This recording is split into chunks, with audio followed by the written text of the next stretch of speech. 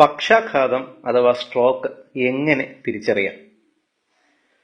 കേരളത്തിലെ ജനങ്ങളിൽ ഏറ്റവും കൂടുതൽ മരണകാരകവും ശാരീരിക വൈകല്യങ്ങളും ഉണ്ടാക്കുന്ന അവസ്ഥകളിൽ മുൻപന്തിയിൽ നിൽക്കുന്ന ഒരു രോഗമാണ് പക്ഷാഘാതം അഥവാ സ്ട്രോക്ക്. കേരളത്തിലെ ഗ്രാമങ്ങളിൽ 1,300,000 പേർക്കും നഗരങ്ങളിൽ ഏകദേശം 1,500,000 പേർക്കും ഈ അവസ്ഥ ഉണ്ടാകുന്നുണ്ട്. തലച്ചോറിലേക്കുള്ള രക്തക്കുഴലിൽ ബ്ലോക്ക് ഉണ്ടാകുന്നതോ തലച്ചോറിലെ രക്തക്കുഴൽ പൊട്ടുന്നതോ ഈ അവസ്ഥ ഉണ്ടാക്കുന്നു.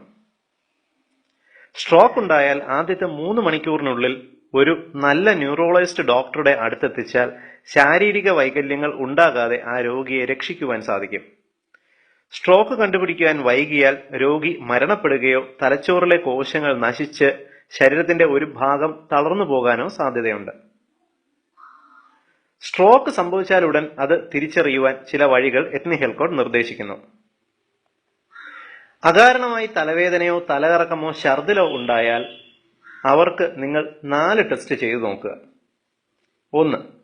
അവരോട് നാക്ക് നീട്ടുവാൻ ആവശ്യപ്പെടുക.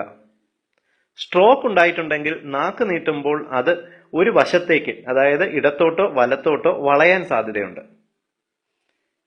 2. രോഗിയോട് പുഞ്ചിരിക്കാൻ ആവശ്യപ്പെടുക. ചുണ്ട് ഒരു വശം കോടിപ്പോകുന്നത് കാണാം. 3. രോഗിയോട് സംസാരിക്കാൻ ആവശ്യപ്പെടുക. സംസാരത്തിൽ ചെറിയ കുഴച്ചിൽ ഉണ്ടാകാൻ സാധ്യതയുണ്ട്. 4. രോഗിയോട് 2 കൈകളും ഉയർത്താൻ ആവശ്യപ്പെടുക. ഒരു കൈ ഉയർത്തുവാൻ ബുദ്ധിമുട്ടുണ്ടായാൽ അത് സ്ട്രോക്ക് ആകാനുള്ള സാധ്യതയുണ്ട്. മേൽപ്പറഞ്ഞ ലക്ഷണങ്ങളിൽ ഏകദേശം 2 ടെസ്റ്റ് പോസിറ്റീവ് ആയാൽ അവരെ ഉടനടി ഒരു നല്ല ന്യൂറോളജിസ്റ്റിന്റെ അടുത്ത് എത്രയും പെട്ടെന്ന് എത്തിക്കുക.